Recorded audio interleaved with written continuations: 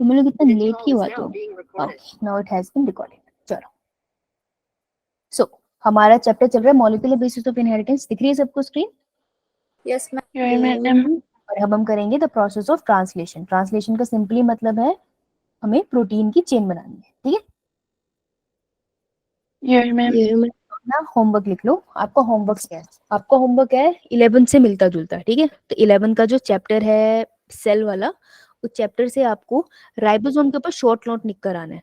Ribosome का एक तो स्ट्रक्चर बना के आना है, उसके बाद 70 और 80 के 2 राइबोसोम होते हैं, तो इनके बीच में कंपैरिजन लिख के आना है लाइन वाइज। मैं क्लास में कैमरा ऑन करके देखूंगी, ठीक है? ये बहुत इंपॉर्टेंट है, ये आपको 11th में भी मदद करेगा और 12th में भी। हाँ बोल बोलो। मैम मैंने बोला करके आएंगे। अच्छा ठीक है। दूसरा आपको स्ट्रक्चर ड्रॉ करके आना है टीआरएनए का 2D। इसका क्या मतलब है अभी मैं टीआरएनए समझाऊंगी ना, यूल गेट टू नो, ठीक है? तो इसका स्क्रीनशॉट लो, ये होमवर्क है आपका। एक सही, ये करोगे तो ट्रांसलेशन भी प्रिपेयर होगा और सेल वाला चैप्टर का भी एक पार्ट प्रिपेयर हो जाएगा। और हाँ, मॉलिक्यूलर का पार्ट प्रिपेयर होता है। चलो तो याद आ रहा है तुमको क्लास में क्या बोलना है आपको? मैम। चलो स्टार्ट करते हैं, ठीक है? तो पहले पीवाईक्यू फर्स्ट वाला, right the answer in chat box quickly. 2 PYQ है बस ट्रांसक्रिप्शन पे, लेट्स सी तुमको थोड़ा सा याद है या नहीं। ध्यान से करना, सोच के।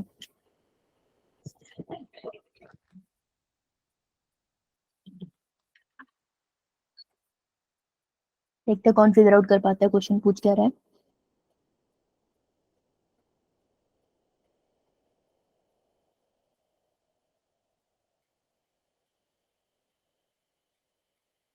अंतरिक्ष इंटरनेट इशू, बताओ भाई। स्प्लाइसोसोम आर नॉट फाउंड, किसमें नहीं मिलते वो? हर्षे का पहला आंसर।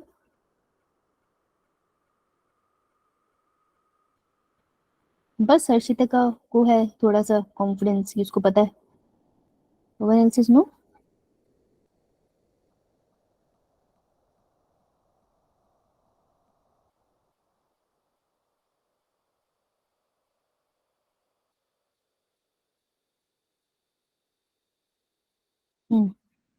तो देखो ये वाला जो क्वेश्चन है ना, ये आपका 5 किंगडम क्लासिफिकेशन से कहीं ना कहीं मिल के आ रहा है, तो इसलिए बायो तो मिलती है भाई।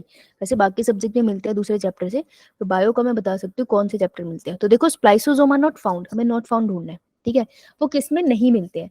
तो स्प्लाइसोसोम बनते कहाँ थे, कौन से प्रोसेस में बनते थे? फॉर्म ड्यूरिंग, कब बनते हैं ये? Raise your hand. कौन से प्रोसेस में स्प्लाइसोसोम बनते हैं? परसों ही पढ़ाया मैंने। No idea.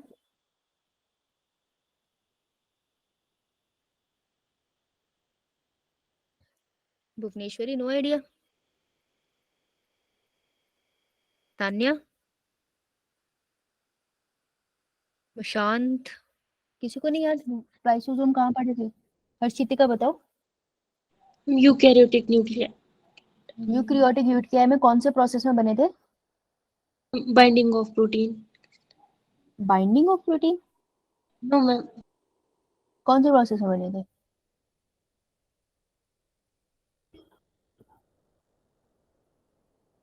पढ़ते नहीं हो तुम लोग?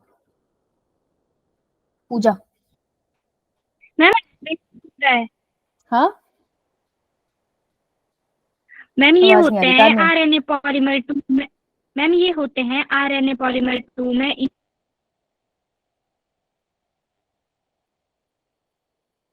आरएनए पॉलीमरेज 2 में स्प्लाइसोसोम बनते हैं? मैम और पूजा कुमारी, यूकैरियोटिक सेल में, यूकैरियोटिक पूजा कुमारी न्यूक्लियाई में। कहाँ?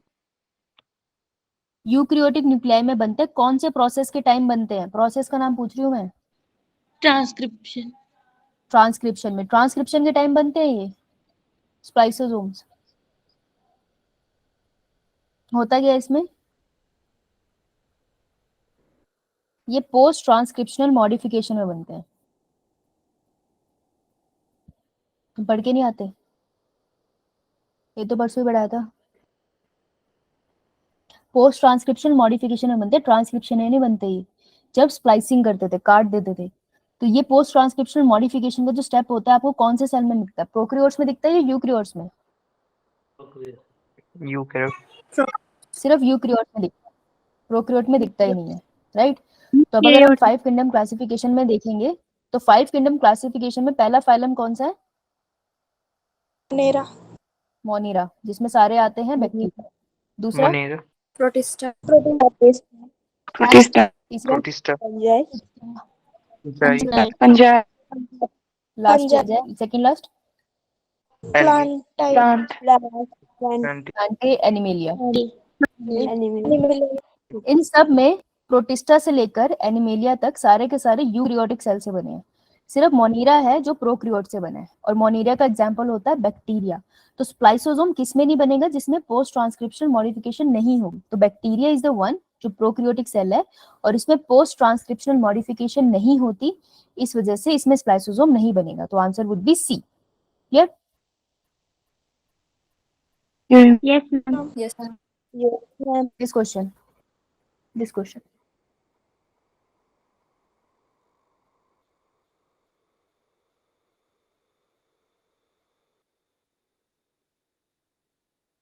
Thirty second.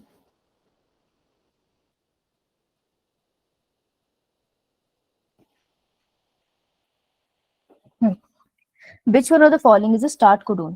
तो हमने पढ़ा था mRNA के ऊपर, हमने सिंपली पढ़े थे 4 कोडोन का नाम याद करे थे। एक था स्टार्ट कोडोन, ठीक है, और एक था स्टॉप कोडोन। स्टॉप कोडोन कौन कौन से थे? UAA, UAG, UGA। UAG, UGA, तीनों एग्जाम्पल में दे रखे। नीट वाले हमेशा आसपास की चीजें देते हैं। स्टार्ट कोडोन है AUG, answer would be C. तो ये पूछा ना स्टार्ट कोडोन कौन सा है, तो इसे इनिशिएशन कोडोन भी कहते हैं, तो वो AUG है, right. So let's come to the translation. So what is translation? It is the process of formation of protein chain with the help of mRNA. तो किसकी मदद से प्रोटीन बनेगा? हमेशा याद रखना mRNA की मदद से बनेगा और किसी की मदद से नहीं बनने वाला। तो mRNA जो बनाया है पीछे यूकैरियोटिक सेल में पोस्ट ट्रांसक्रिप्शनल मॉडिफिकेशन के बाद बना है, प्रोकैरियोट्स में ऐसे ही बन गया था। तो जो mRNA बना है इसकी मदद से प्रोटीन की चेन बनने वाली है, ठीक है। तो इसकी मदद से थोड़ी देर में आपको एक प्रोटीन की चेन बनी हुई दिखाई देगी, अलग अलग अमीनो एसिड से मिलके। तो इस प्रोसेस को हम ट्रांसलेशन कहते हैं। इसकी डेफिनेशन है, ये इंपॉर्टेंट है। सो कोई गेस करना चाहेगा ए और बी में क्या भरूं फिलअप में? एनीवन? मैं एक बार पूछूंगी, कोई गेस करना चाहेगा? भुवनेश्वरी। मैम ए में साइटोप्लाज्म एंड बी में भी cytoplasm. Cytoplasm and cytoplasm, good, सही सही आंसर है। ये 4 नंबर के 2 क्वेश्चन थे, 8 मार्क्स का था। Good good job. So translation कहाँ होता है? प्रोकैरियोटिक सेल में साइटोप्लाज्म में होता है सारा कुछ, है ना, और यूकैरियोटिक सेल में भी साइटोप्लाज्म में होता है। तो यूकैरियोटिक सेल में अभी तक जितने प्रोसेस पढ़े थे सिर्फ ट्रांसलेशन है जो साइटोप्लाज्म में होता है, बाकी सब कुछ न्यूक्लियस के अंदर होता था, ठीक है जी। तो ये नीट का क्वेश्चन है, बहुत इंपॉर्टेंट। नाउ कोई जो ट्राई करेगा इसे सॉल्व करना, anyone raise your hand quickly, otherwise मैं खुद ही बता रही हूँ। No one? फाइन।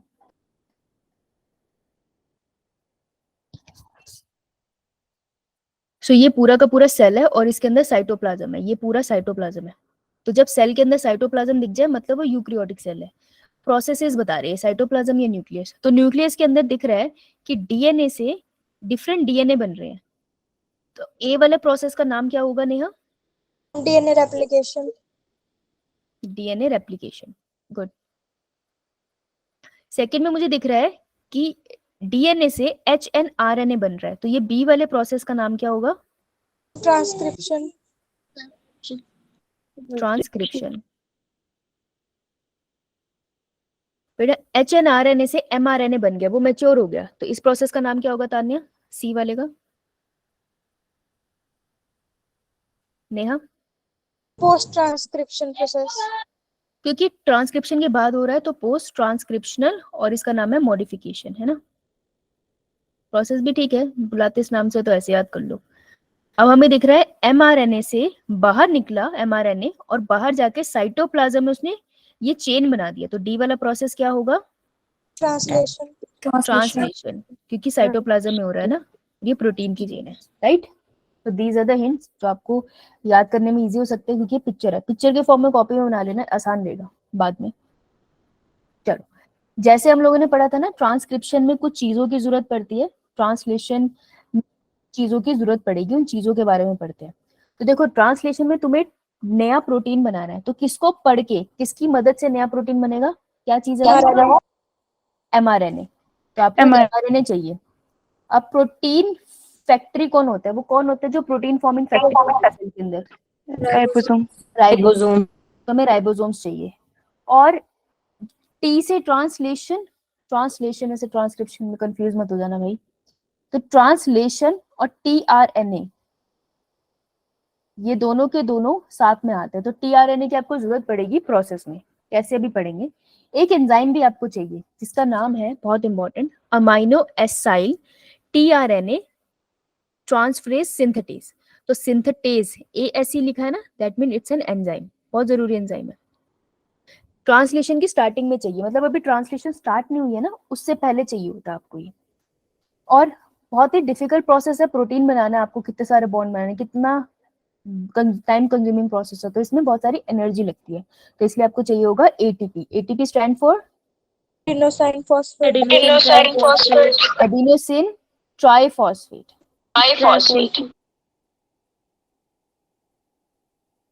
और आपको अमीनो एसिड भी तो चाहिए होंगे, अगर प्रोटीन की चेन बनानी है तो बहुत सारे अमीनो एसिड चाहिए ना। तो ये कुछ चीजें हैं जिसकी आपको जरूरत पड़ेगी, राइट। इसे प्लीज लिख लो, ये काम आएगा अभी।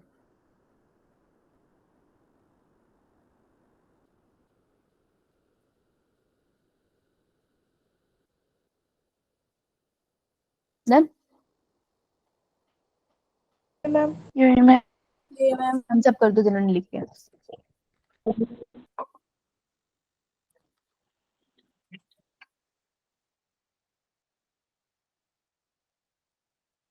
अब कुछ एनसीईआरटी की बात है जो आपको याद रखनी है, भूलना नहीं है। एनसीईआरटी में ये लिखा है, वहीं पे अंडरलाइन कर लेना। बाद में जब आप एनसीईआरटी में ट्रांसलेशन पढ़ोगे, ट्रांसलेशन खत्म होने के बाद पढ़ना, पहले मत पढ़ना, कंफ्यूज करेगी। लेकिन ये फंडा इंपॉर्टेंट है। जैसे होता है ना, आपने सुना कुछ हीरो हीरोइन अपना नाम बदल लेते हैं, जैसे अक्षय कुमार का पहले कुछ और नाम था, फिर अब हमने अक्षय कुमार के नाम से जानते हैं, वैसे वैसे टीआरएनए के यस साथ है। मैम। टीआरएनए को ओल्ड टाइम में, ओल्ड नेम क्या था उसका, उसका ओल्ड नेम था सोल्यूबल आरएनए, ठीक है। और अब वाला नाम क्या है जो हम अब जानते हैं, that is new name, tRNA is new name. तो new name T stand for trending. Transfer RNA.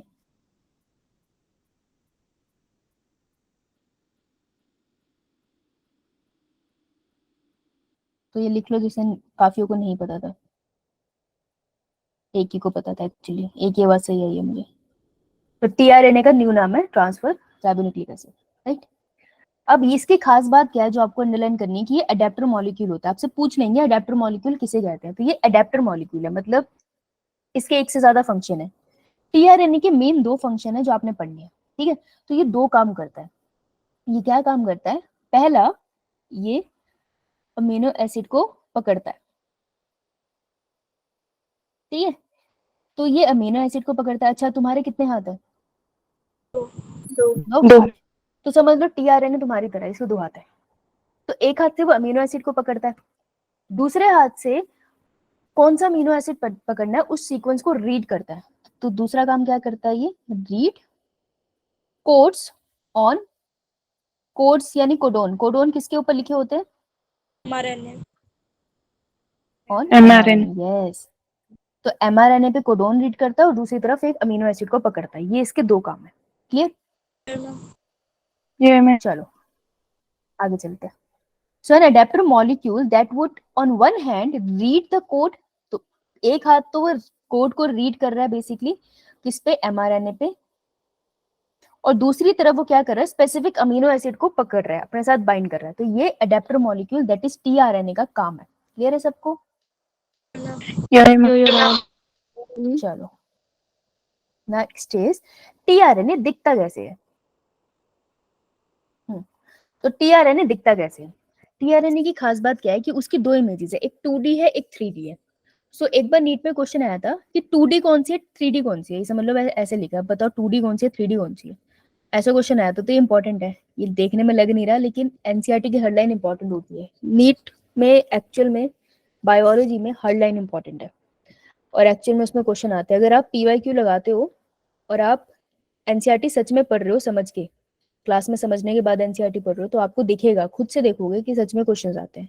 तो देखो 2D स्ट्रक्चर है, क्लोवर लीफ शेप, जैसे लेसन होता है ना, लेसन के लीफ की तरह उसका स्ट्रक्चर दिखाई देता है, वो होता है क्लोवर लीफ शेप, ठीक है। तो ये कुछ ऐसे दिखती है। अब यहाँ पे कॉम्प्लिकेटेड है, यहाँ पे बनाऊंगी तो ऐसे बनाऊं तो मैं छोटे से क्रॉस की तरह बना सकती हूँ कुछ इस तरीके से, ऐसी सी शेप दिखेगी। और 3D स्ट्रक्चर कैसी है, इन्वर्टेड एल है, तो आपको एल दिखाई देगा। एल कैसे दिखाई देगा, कुछ इस तरीके से, ठीक है, इन्वर्टेड एल है ये। तो आप कैसे याद रखोगे, एक को याद रख लो, दूसरा ऐसे याद हो जाएगा कि 3D जो शेप है तो कैसी दिखती है, एल। हाथ से करके देखो 3D शेप कैसी है, एल। ऐसे करते ना यूजर के लिए 3D एल। तो तुम 3 बार गेम हार गए, ठीक है, 3D एल याद रहेगा। लेकिन बेटा एल उल्टा है, इन्वर्टेड है, 3D inverted L banana, right. So inverted L is 3D picture. हमने कौन सी पढ़नी है, हमने 3D वाली पढ़नी है ज्यादा, ओके। चलो अभी आपको दो पिक्चर दिख रही है, कोई देख के बता सकता है ए और बी में से 3D पिक्चर कौन सी होगी, किसी को ट्राई करना है। A.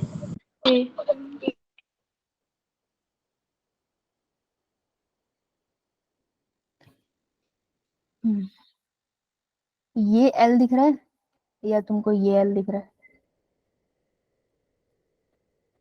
इन्वर्टेड एल कौन सा, ए या बी। बी। तो 3D ये वाली है, ठीक है जी। अब जो टीआरएनए बेसिकली क्या है, सीक्वेंस तो है नाइट्रोजनस बेसिस की, राइट।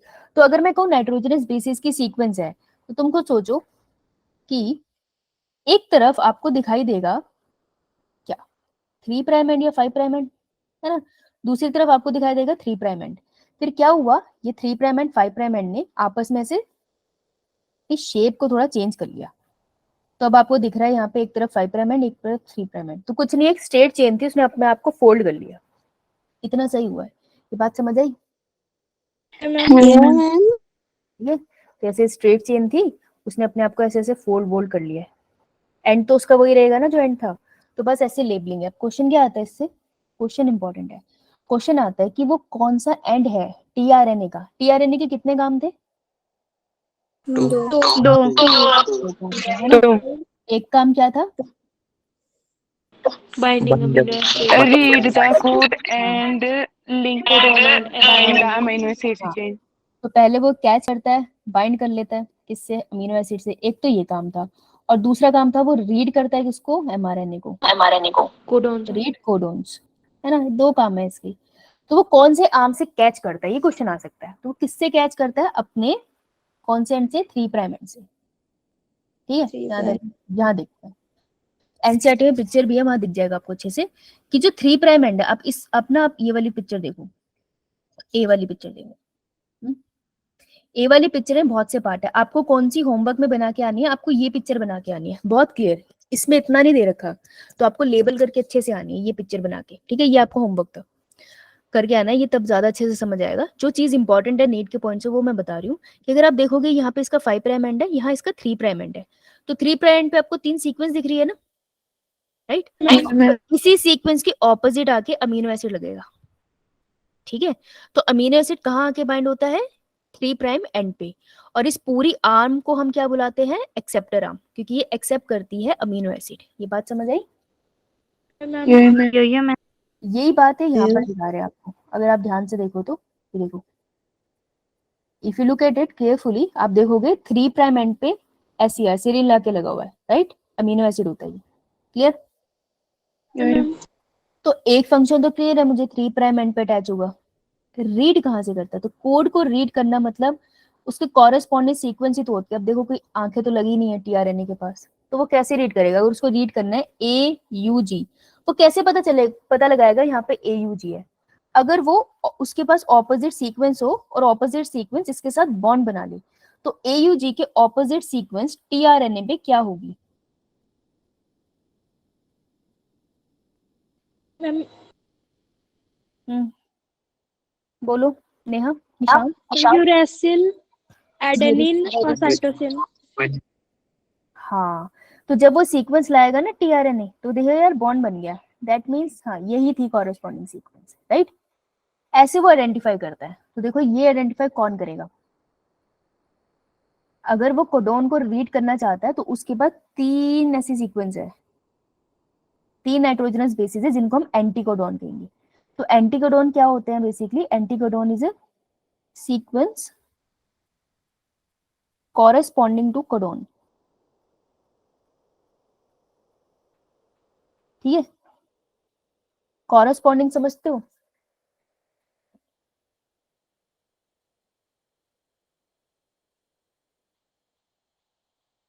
कॉरेस्पॉन्डिंग सीक्वेंस का क्या मतलब होता है? सेम नहीं होना चाहिए पर एक दूसरे के साथ बॉन्ड करना चाहिए। मैम कभी सारे गामा सुना है? सारे गामा पाधा निसा। मैम Yeah, सा के बाद क्या आता है? ए गा के बाद क्या आता है? हाँ ma. तो सा और रा सेम नहीं है, लेकिन एक दूसरे के बाद ही आएंगे ना, साथ में रहेंगे ना, मैम है ना। गा और मा सेम नहीं है लेकिन एक दूसरे के साथ रहेंगे ना, तो ये कॉरेस्पॉन्डिंग है एक दूसरे के, समझ आया? मैम Yeah, कॉरेस्पॉन्डिंग सीक्वेंसेस होती है। तो एंटीकोडोन जो आर्म है, ये बाजू है एंटीकोडोन वाली, वो है जो अमीनो एसिड के साथ अटैच होती है। तो मैं यहाँ लिख दूंगी एंटीकोडोन होगा, ठीक है। Ma'am yeah, ma'am. चलो ये लिख लो एक बार, ये ऐसे लिखा हुआ मिलेगा नहीं। इनसे बहुत क्वेश्चन आते हैं। ट्रांसलेशन बहुत ही इंटरेस्टिंग और बहुत ही क्वेश्चन वाला है।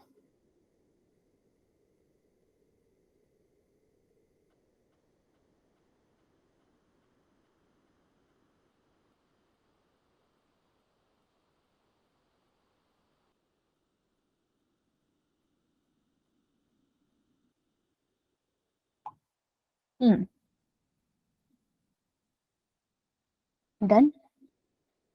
एनसीईआरटी में ये Yeah, चीज़ चाहिए आप लोगों को? कौन से पेज नंबर पे है? आई थिंक ये एनसीईआरटी में है। कौन से पेज पे? 114. बी वाले 140। 98 पे 114. किसी के 114 पे है और किसी के 98 पे है। बेटा वहां पे ना इसको अंडरलाइन कर ले, 3 प्राइम एंड। टीआरएनए के 3 प्राइम एंड पे सीरीन लगता है, विच इज एन, साइड में लिख लेना, अमीनो एसिड। फुल फॉर्म लिख लेना तुम। ये सीधा सीधा 4 नंबर का क्वेश्चन है, ओके। Yeah, और ये जो एंटीकोडोन है इसके ऑपोजिट एमआरएनए लगेगा, यहाँ पर एमआरएनए लगेगा, ये बना लेना उसके नीचे। तो यू के ऑपोजिट क्या बनेगा? Adenine A, adenine. ग्वानिन और यूरेसिल, राइट। थाइमिन मत लगा देना क्योंकि अभी भी तो एमआरएनए है ना। मैम इसे लिख लो। यही 2 फंक्शन है उसके, और 2 फंक्शन उस पिक्चर में है, और नीट इससे पूछ लेता है, लेवल भी आ जाता है। चलो नेक्स्ट, लिख लिया सबने? yeah, ma'am. चलिए आगे चलो। अब देखो ये सारा प्रोसेस हो कर रहा है साइटोप्लाज्म में Cytoplasm. ये सेल है। न्यूक्लियस में साइड में बना रही हूँ क्योंकि मेरे को न्यूक्लियस से काम नहीं है, ठीक है। मैं साइटोप्लाज्म की बात करूंगी। तो साइटोप्लाज्म है, ठीक है।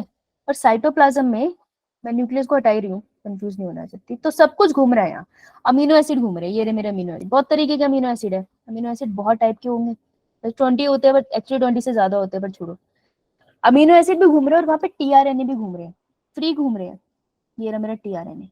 अब टीआरएनए को करना क्या है? अमीनो एसिड को पकड़ना है, पर वो ऐसे नहीं पकड़ेगा, उसको मदद चाहिए, किसी को आके इन्हें मिलाना पड़ेगा। तो तुम ऐसे समझ लो कि ये स्कूल है, स्कूल का ग्राउंड, और तुम सारे बच्चे हो, लाल पीले नीले हरे हर कलर के बच्चे हो तुम, ठीक है।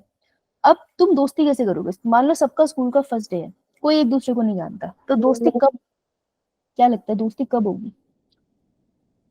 मैम उनसे बात करके थोड़े तो दिनों बाद ग्राउंड में, जब तुम ग्राउंड में ऐसे चलते जा रहे हो, स्कूल का टाइम स्टार्ट हो रहा है, तो आपस में ऐसे नॉर्मली बात कर लियो, तो रैंडमली किसी से, तो किससे बात, No, ma'am. जनरली किससे बात मैम करते? मैं तो करती जनरली बाकी लोग मैम जो हमारा नॉन जो आपकी क्लास में हो, नो मैम। अगर आपका फर्स्ट डे स्कूल का है तो जनरली आप मोस्टली, कुछ होते हैं टॉकटेटिव, अच्छी बात है, कुछ क्या करते हैं क्लास में जाते हैं, क्लास में जिसके साथ बैठे हैं आसपास कोई बैठा है जनरली उससे बात करते हैं।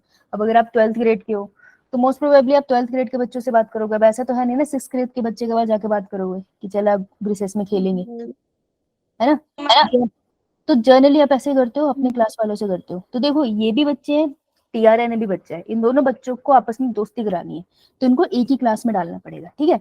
तो साइटोप्लाज्म में घूम रहे थे, अब इनको मिलाना पड़ेगा। तो मिलाने का काम कौन करेगा? यहाँ पर मिलाने का काम जो करता है वो है एक एंजाइम। तो इसको लिख लो टीआरएनए, ये भी फ्रीली घूम रहा है, ये हमारे अमीनो एसिड्स हैं, ये भी फ्रीली घूम रहे हैं। इनको मिलाने का काम करता है एक एंजाइम, और इस एंजाइम का नाम है अमाइनो एसिड टीआरएनए सिंथेटेज।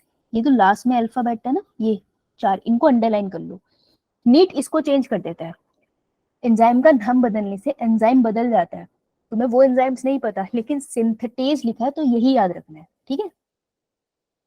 अब यो ये मैम। एंजाइम कैसा दिखता है, ये दोस्ती कैसे कराएगा, ये दोनों को अपने पास बुलाएगा। तो amino acid tRNA synthetase is just like a classroom.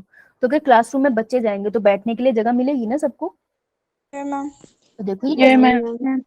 ये दोनों को बैठने की जगह देता है, एक बारी में एक टीआरएनए को जगह देता है और एक अमीनो एसिड को देता है। तो ये कुछ ऐसा दिखता है। एंजाइम है ना, हम तो ऐसे ही बना रहे हैं बायोमोलिक्यूल्स के टाइम से एंजाइम। तो इसके बाद बैठने के लिए एक सीट है और एक और के बिठाने के लिए सीट है, ठीक है?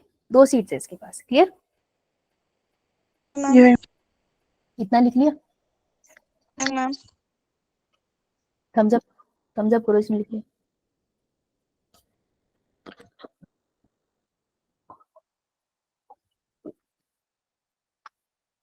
गलती से भी कल का लेक्चर मत मिस करना, ट्रांसलेशन खराब हो जाएगा, कॉन्टिन्यूशन में पढ़ते हैं फिर।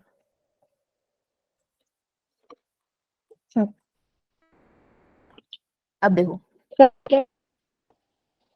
This is a cytoplasm. सारे देखो आराम से हो जाएगा, ये बाद में बना लेना, अच्छे से पिक्चर दे रखी है, अब जरूरत नहीं अभी बनाने की। चाहे तो एक पूरा पेज छोड़ दो, ऊपर नीचे बन जाएगा।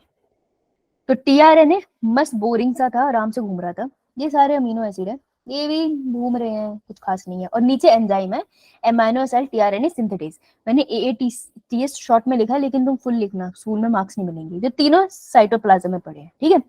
अब क्या होगा, अमाइनो एसिड टीआरएनए एक तरफ क्या करता है, अपने पास टीआरएनए को पकड़ लेता है। वो पकड़ेगा कैसे? उसके सीक्वेंस के बेसिस पे पकड़ लेगा। तो यहाँ पे जो भी सीक्वेंस है, फॉर एग्जांपल अगर यहाँ पे AUG है तो ऑपोजिट क्या होगी? यू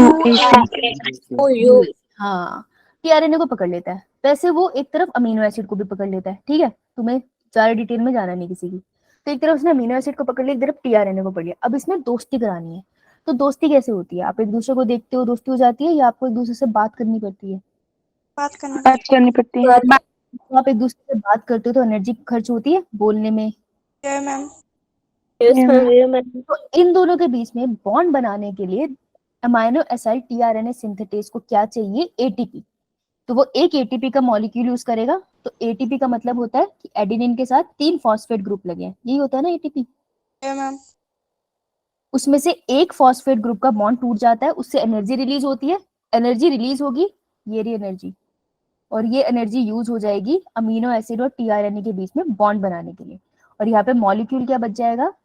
एडिनोसिन के साथ 2 फॉस्फेट के ग्रुप, राइट? इसी को हम कहते हैं adenosine diphosphate, ADP, correct? Yes. तो एमाइनो एसिड टीआरएनए सिंथेटेज ने क्या किया, वैसा सा कुछ मॉलिक्यूल था कुछ इस तरीके का, ठीक है? एक तरफ उसने टीआरएनए को पकड़ा इधर, और एक तरफ उसने किसको पकड़ा? अमीनो एसिड को। फिर उसने एक मॉलिक्यूल एटीपी का खाया और इन दोनों के बीच में बॉन्ड बना दिया। तो अब आपके पास क्या है? अब आपके पास टीआरएनए है। ये टीआरएनए पहले अकेला था, लेकिन अब टीआरएनए के ऊपर क्या लग गया? तो इसके ऊपर अमीनो एसिड लग गया है, ठीक है? तो अब इसका नाम बदल देंगे हम, ये टीआरएनए और इसके ऊपर अमीनो एसिड लगा हुआ है। अब मुझे बताओ टीआरएनए की कौन सी साइड पे अमीनो एसिड लगा है, 3 प्राइम या 5 प्राइम? 3 बार बार बोल रही हूँ क्योंकि इंपॉर्टेंट है। अब मैं इसका नाम बदल दूंगी क्योंकि ये स्पेशल हो गया। तो जब भी टीआरएनए, ध्यान से सुनना, ये क्वेश्चन आता है, वो पूछते हैं थ्योरी में नहीं आपसे, एक्चुअल में ये आपको नीट में मिल जाएगा अक्सर। ये टीआरएनए पे जब अमीनो एसिड लग जाए तो हम उसे किस नाम से बुलाते हैं? कोई भी अमीनो एसिड लग जाए तो हमें किस नाम से बुलाएंगे? हम कहेंगे ये टीआरएनए अब एकदम रेडी हो गया ट्रांसलेशन के लिए, so this is known as charge tRNA. ठीक है, Yeah, yeah. अब ये माइनोसाइल टीआरएनए सिंथेटेज एंजाइम को छोड़ देगा और अब ये साइटोप्लाज्म में ट्रांसलेशन की प्रोसेस की तरफ चला जाएगा। तो ये ट्रांसलेशन से पहले होता है चार्ज टीआरएनए बनना, ठीक है, उसके बाद ट्रांसलेशन स्टार्ट होगा। क्लियर? मैम। चलो ये लिखो, ये 4 मार्क का क्वेश्चन है इस टाइम स्क्रीन पे।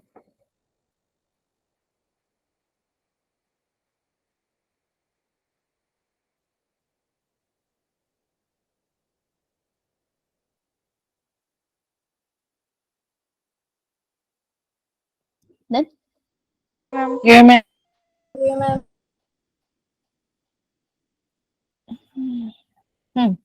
चलो जी, अब आपको मैंने एमआरएनए के बारे में एक बात नहीं बताई थी, तो उस बात को डिस्कस कर लेते हैं। ठीक है, तो एमआरएनए आपको याद है, एमआरएनए हम ये बात कर रहे हैं यूक्रियोट की, तो मैं आज यूक्रियोट्स की बात करने वाली हूँ ट्रांसलेशन में। ठीक है जी, Yeah, ma'am. एक सेकंड, कुछ हुआ? किसी ने क्या रिकॉर्डिंग बंद हुई है क्या? No ma'am. No, ma'am. Just give me 1 minute to check, 1 minute.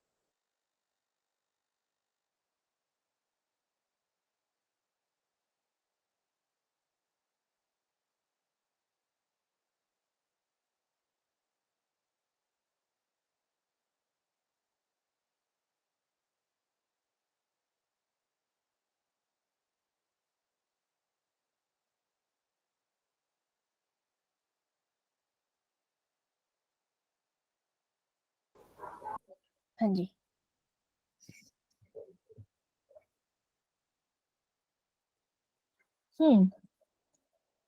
वो एक्चुअली मेरी सिस्टर का कॉल था। मेरी मतलब कॉलेज बहुत अच्छी दोस्त है और मैं उसे कनेक्ट नहीं कर पा रही थी, तो मुझे एक बार पूछना था उसे सब ठीक है या नहीं। ठीक है सर, ओके। सो ये यूक्रियोट में मैंने आपको एमआरएनए बनाया था, मैंने आपको एक बात नहीं बताई थी, वो बात मैं आपको बताने वाली हूँ। क्या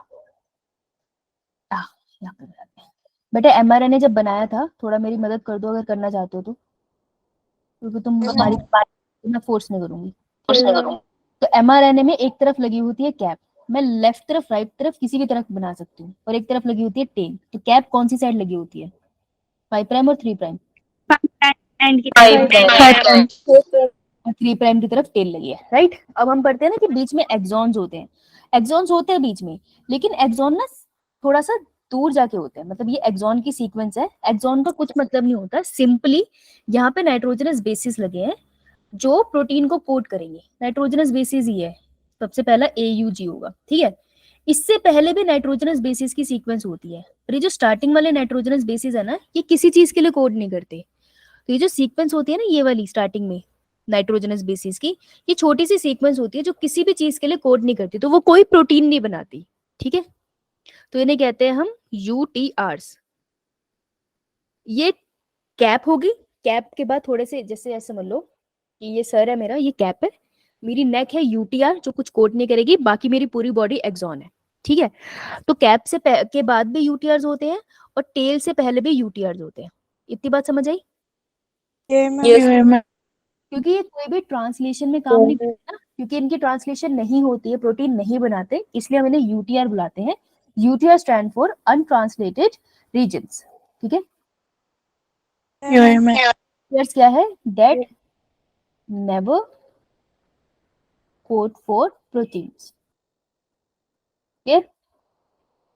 तो ये एक्चुअल स्ट्रक्चर है हमारा mRNA का। क्लियर है आपको? Okay, ma'am. ठीक है, Yeah, ma'am. अब आगे चलते हैं। तो अब हमको क्या करना है, अब हमको ये सीखना है कि कौन कब आया। ठीक है, तो अब देखो जैसे हमने ट्रांसक्रिप्शन करा था उसमें कितने स्टेप थे? 3. Three. हाँ, तो सबसे पहला स्टेप जो था वो 3 स्टेप ट्रांसलेशन में भी होते हैं। तो फर्स्ट स्टेप ऑफ ट्रांसक्रिप्शन क्या था, वो ये होगा Initiation. Initiation. Initiation. Initiation, right. Second step Elongation. Elongation. Elongation. Third step Termination. Termination. Termination, right. Same चीजें यहाँ पर होगी। ठीक है जी, अब मैं आपको यहाँ पे पहला स्टेप बता रही हूँ, यहाँ बता रही हूँ, उसके बाद हम लोग जो पूरा अच्छे से लिखा है उसको देख लेंगे। ठीक है, तो फर्स्ट स्टेप है मेरा इनिशिएशन। अच्छा, आप लोग टिफिन लेके जाते हो स्कूल में? Okay, ma'am. तो No, मम्मी ma'am. जब टिफिन बनाती है तो कैसे बनाती है? वो पहले टिफिन बॉक्स लेते हैं, फिर उसमें ढक्कन लगाते हैं, फिर खाना डालते हैं, पहले खाना डालते हैं, पहले खाना डालते हैं। खाना डालते हैं. है ना? तो लिख लेते हैं ऐसे हम लोग। हम कहते हैं, अभी मैं यहाँ से बनाती हूँ कि लेट्स से यहाँ पर मेरी सीक्वेंस है, तो वो सबसे पहली कोड्स लिखते हैं ना, कोडोन। तो सबसे पहला कोडोन क्या होगा किसी भी mRNA में, बता सकते हो? AUG. AUG. AUG. ये स्टार्ट कोडोन है, गुड। तो सबसे पहले AUG कोडोन है। अब AUG कोडोन है मेरे पास, mRNA मेरे पास ये पड़ा है, मुझे ट्रांसलेशन स्टार्ट करनी है, इनिशिएशन करनी है। तो इनिशिएशन में क्या होगा, सबसे पहले मम्मी टिफिन लाएगी। तो सबसे पहले टिफिन की जगह कौन आता है? स्मॉलर सब यूनिट ऑफ राइबोसोम। स्मॉलर सब यूनिट ऑफ राइबोसोम। तो लिखो सबसे पहले कौन आया? स्मॉलर। देखो राइबोसोम की 2 यूनिट होती है, एक बड़ी सब यूनिट और एक छोटी सब यूनिट। बेटा माइक बंद कर ले, अगर डाउट नहीं है तो। डाउट है तो रेज है। तो राइबोसोम के ना 2 यूनिट है, एक छोटी सी सब यूनिट और एक बहुत बड़ी सी सब यूनिट। तो सबसे पहले स्मॉलर सब यूनिट आएगी। ठीक है, Okay, ma'am. Yeah. अभी जब आप कल राइबोसोम करके आओगे तब मैं समझाऊंगी ना, ज्यादा सेंस बनेगा, तो इसलिए बोला कल करके आना। उसके बाद आ गया, अब मेरे को बताओ टिफिन जब आ गया तो उसमें क्या पहले खाना डालेंगे या पहले ढक्कन लगा देंगे? पहले खाना खाना डाला. यहाँ पर डालेंगे, खाना उसके बाद ढक्कन लगाएंगे, उसके बाद खा जाएंगे, घर ले स्कूल ले जाएंगे, खा जाएंगे, है ना? तो अब Yeah, आएगा ma'am. हमारे पास second step, that is tRNA. ठीक है, यहाँ पर उसकी सीक्वेंस है, तो हम टीआरएनए को जैसा बनाते हैं और अपने अमीनो एसिड के साथ आएगा। तो ये कौन सा टीआरएनए, कोई स्पेशल नाम है इसका? 4 TRNA. Charge, yes. Now charge tRNA arrives eight codon. तो वो कोडोन पे आ गया चार्ज टीआरएनए। अब हम इसके ऊपर ढक्कन लगाएंगे, राइट। तो मैं इसको ग्रीन को चेंज कर देती हूँ, कंफ्यूजन होगी। ढक्कन हम क्या लगाएंगे? अब हम कौन सी, राइबोसोम तब तक वर्क नहीं करते जब तक वो दोनों यूनिट साथ में नहीं आती। ठीक है, एक यूनिट से बात नहीं बनेगी, तो अब हम बड़ी वाली यूनिट लगा देंगे। तो this is a third step would be the subunit of ribosome. बिगर सब यूनिट ऑफ राइबोसोम अराइव। ठीक है जी, Okay, ma'am. Yeah, ma'am. ये सारे स्टेप को मिला के हम कहते हैं कि अब हमारा क्या हो गया, इनिशिएशन इज Complete. हाँ clear. Okay, ma'am. Do you अब इसी बात को हम लोग पढ़ लेते हैं। ये लिख लिया ऐसे ही सबने? Okay, ma'am. देखो सबसे पहले छोटा सब यूनिट आ गया, छोटू। कैप के पास आया, कौन से रीजन की तरफ आया, 3 प्राइम या 5 प्राइम? 5 prime. 5 prime. हाँ, लीड सोचता है कि देखो जिस बच्चे ने सिर्फ ऐसे ही पढ़ लिया उसको इतना तो याद हो गया ट्रांसलेशन, लेकिन जिसने नीट पर के पर्सपेक्टिव से पढ़ा ना उसका ध्यान जाएगा 5 प्राइम में। ठीक है, Okay, ma'am. तुम नीट के ध्यान से पढ़ रहे हो ना, तो ऐसी चीजों पे ध्यान दिया करो। अब उसके बाद ये मेरा ए स्टेप है। तो छोटी सब यूनिट के बाद कौन आएगा? tRNA. Charge tRNA. Charge tRNA. Charge tRNA, इसकी आदत डाल ले, ये ना गलत हो जाएगा। ठीक है, चार्ज टीआरएनए आएगा। क्लियर। Okay, तो ma'am. Third step Yeah, ma'am. Bigger bigger subunit of ribosome. अब इसके अंदर तो ईपीई क्या लिखा है ये देख लेते हैं। ठीक है, तो बिगर सब यूनिट ऑफ राइबोसोम के 3 दरवाजे हैं। बिगर सब यूनिट ऑफ राइबोसोम के कितने दरवाजे हैं? 3. अब 3 दरवाजे मुझसे बन नहीं रहे। मेरी उंगलियां सेट नहीं हुई, कुछ इस तरीके से है ये। ओके आई सॉरी, मैं ऐसे कर सकती हूँ बस, वो बीच में नहीं। सी मैं क्लास के बाद कोशिश करूंगी। तो बिगर सब यूनिट के 3 दरवाजे हैं, ठीक है। एक दरवाजा है जहां से अनचार्ज टीआरएनए बाहर निकलता है, ठीक है। तो खाली डीआरएनए जहां से बाहर निकलता है दैट इज ए एग्जिट। तो ई से एग्जिट, तो ई से एग्जिट साइट वो वाला दरवाजा है जहां से खाली टीआरएनए बाहर निकलेगा, मतलब उसके सर पे कोई राइबोसोम नहीं होगा तो वो बाहर निकल जाएगा, ठीक है। P stand for peptidyl site. Peptidyl site का मतलब है ये वो जगह है जहां पर टीआरएनए के ऊपर सारी प्रोटीन की चेन लंबी हो रही होगी। एक अमीनो एसिड दूसरे अमीनो एसिड के पीछे लग रहा है, उसके पीछे तीसरा अमीनो एसिड लग रहा है।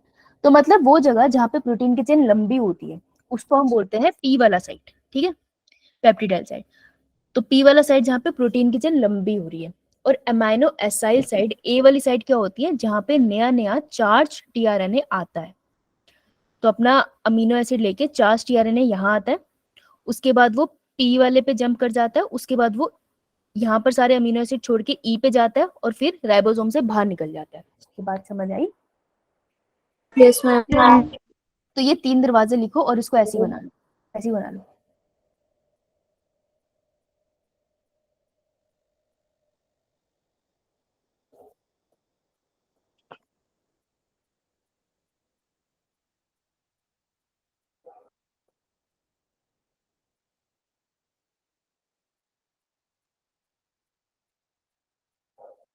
डन, बना लो बना लो Yes, ma'am. बना लो बना लो।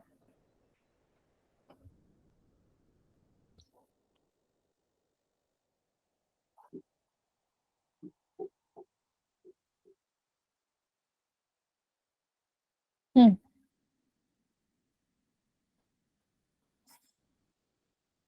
वंश ये ना बड़ी वाली यूनिट है राइबोसोम, ठीक है, बिगर सब यूनिट ऑफ राइबोसोम। अब इसके पास 3 दरवाजे हैं, ठीक है। तो वंश इसके पास 3 दरवाजे जिनके अलग अलग साइड है। ई को बोल, ये वाले दरवाजे को ई बोलते हैं, इसको पी बोलते हैं, इसको ए बोलते हैं, इसको ऐसे ही लिखना है। तो क्या होता है जब भी कोई टीआरएनए है जो चार्ज है, यानी कि एक टीआरएनए है और उसके ऊपर एक ही अमीनो एसिड लगा है, तब उसको चार्ज बोलते हैं, हम दोनों ही लगाने। एक ही अमीनो एसिड के बाद साथ जब कोई टीआरएनए आता है ना बड़े वाले राइबोसोम के पास, ठीक है, तो ये वाली साइड होती है ए, वो हमेशा ए पे आता है। तो कोई भी टीआरएनए जब भी आएगा वो ए साइड पे आएगा, इसलिए हम इसे अमाइनो एसाइल साइड बोलते हैं, ठीक है।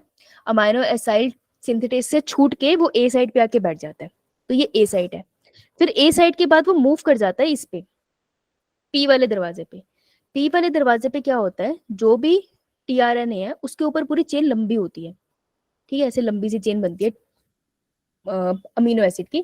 तो प्रोटीन जहां पर लंबा सा बन रहा है वो एक्चुअली पी साइड है। इसको ऐसे याद रख सकता है कि पी का मतलब होता है पॉलीमराइजेशन। पॉलीमराइजेशन का क्या मतलब होता है, लंबा सा कोई प्रोसेस बनना, कोई लंबी सी चेन बनना। तो पी से पॉलीमराइजेशन से याद रखियो कि उसको पी साइड कहते हैं। एक्चुअल नाम है इसका पेप्टिडाइल साइड। तो सारे अमीनो एसिड लंबी चेन यहाँ बनाते हैं। जब टीआरएनए लंबी चेन यहाँ बनवा देता है ना, तो टीआरएनए कहता है मेरा यहाँ क्या काम, मैं चला जाता हूँ। तो अनचार्ज टीआरएनए आता है ई साइड पे, ई इज एग्जिट। जैसे ही वो ई साइड पे आता है वो राइबोसोम से बाहर निकल जाता है, ठीक है। तो ये 3 दरवाजे हैं राइबोसोम के जिसके नाम आपको पता होने चाहिए थे। अभी जब मैं आपको ट्रांसलेशन कराऊंगी तो ज्यादा अच्छे से समझ आएगा इनका फंक्शन, लेकिन नाम आई के सब क्लियर होंगे, right? Yes ma'am. Yes, ma'am. अब चलो तो इनके बारे में पढ़ लेते हैं, ये याद रखना। ये प्रोसेस के साथ आएगा। चलो I give you 2 minutes. 2 minutes है आपके पास। अभी क्या टाइम हुआ है? 86। 8, 6. 8:06, Yeah, 8:08 मैम। पे। अब I ask you question on menstrual cycle, ठीक है। मैम करो क्विकली, एनसीईआरटी से रिवाइज करो। जो एनसीईआरटी में पिक्चर है ना मेंस्ट्रुअल साइकिल की, ये वाली पिक्चर है ना, ये दिख रही है, Ma'am. ये Yes, ma'am. रिवाइज करो फटाफट। अब इस पे क्वेश्चन पूछूंगी मैं फटाफट। 2 मिनट है, स्टार्ट। इसको देना होगा जवाब दे लेना, इसको नहीं देना मत देना। मैं फोर्स नहीं कर रही तुम्हारी क्लास में, तुम पढ़ते नहीं हो।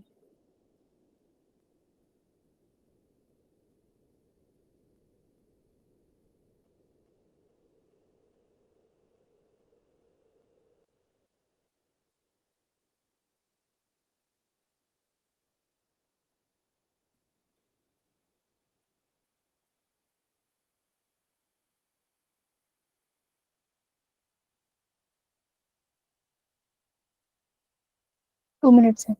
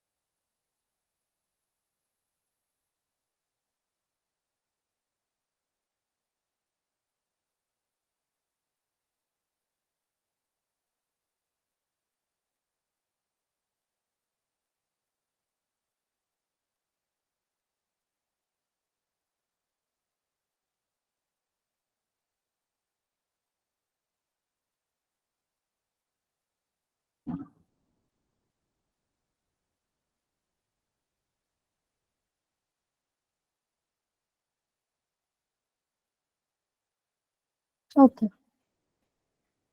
Okay. Let's start. Visible? Ma'am जो बिना अपनी बुक में देखे आंसर करना चाहता है वो रेज योर हैंड, जो देख के करना चाहता है जरूरत नहीं, don't waste my time. Okay, C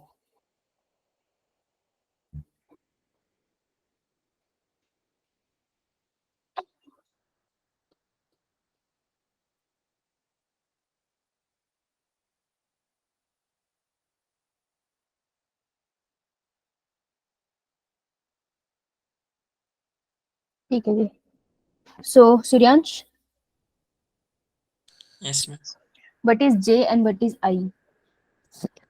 J and I Estrogen. कौन I. सा? आई इज एस्ट्रोजन और जे इज Progesterone. प्रोजेस्टेरोन। कैसे पहचाना, आइडेंटिफाई कैसे किया? मैम क्योंकि एस्ट्रोजन का अमाउंट ज्यादा हो रहा है। कहाँ पर?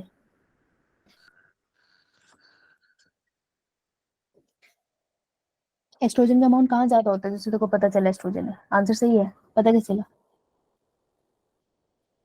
एस्ट्रोजन के अमाउंट से एंडोमेट्रियम टूट जाते एस्ट्रोजन के अमाउंट से एंडोमेट्रियम टूट जाती है? हैं। इंक्रीज। नहीं बेटा, एस्ट्रोजन के हाई अमाउंट से ओव्यूलेशन हो जाती है, ये सेकंड फैक्टर है ओव्यूलेशन के लिए। वैसे तो एलएच के अमाउंट से होती है, नहीं तो एस्ट्रोजन। तो जब एस्ट्रोजन का लेवल ज्यादा होता है तभी ओव्यूलेशन का प्रोसेस होता है, तो ऐसे आइडेंटिफाई करना है, ठीक है? Yes, और एक कब ज्यादा होगा बेटा, कौन से डे पे? 14th day ma'am. Of menstrual cycle, ठीक है? गुड सूर्यांश, नीचे कर ले हाथ। वंश, वंश, ई और एफ क्या है? E and F. वंश, इसमें से कोई भी आता है लेबल कर दे। चैट में लिख रहा है क्या ये? नहीं, okay. Harshitika, yes ma'am. Label any two. Ma'am ma'am चैट के एक second. E is S H S, F S H और एफ इज एल एच। तो कैसे पता चला एफ इज एल एच? वंश, बात सही है, एफ एल एच है, ये कैसे पता चला ये बता। It's not working. ओके, वंश के स्पीकर में प्रॉब्लम है। हर्षितिका, एल एच है, कैसे पता चला?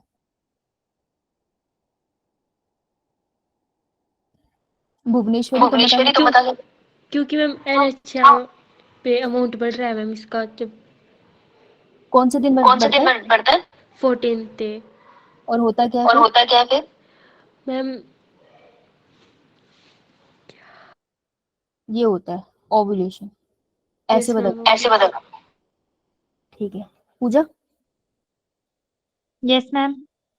ए क्या है? ए मैम हम्म, पिट्यूटरी। पिट्यूटरी, तो ये पिट्यूटरी के हार्मोन है ना, LH and FSH, right. Ma'am B क्या है? Ma'am O'Brien alive. ओवरी की बात हो रही है जहाँ पे फॉलिकल डेवलप हो रहे हैं, राइट। तो बता सकते हैं जी और एच क्या है? मैम यहाँ पे मैम कॉर्पस ल्यूटेम होता है डेवलप। और एच? मैम यहाँ पे एच होता है रेस्टिंग पे होता है मैम, यहाँ पे कॉर्पस ल्यूटेम। डीजेनरेट हो रहा होता है, ठीक है। तो कॉर्पस ल्यूटियम बनता है और डीजेनरेट हो जाता है, उस पूरे साइकिल को, इतने पीरियड को ध्यान से देखियो यहाँ पर, ठीक है। इस पूरे पीरियड को मैं क्या बुलाऊंगी? ये पूरे हिस्से को, इस पूरे फेज को किस नाम से बुलाया जाता है? कौन सा फेज है ये मेंस्ट्रुअल साइकिल का, यहाँ से यहाँ तक?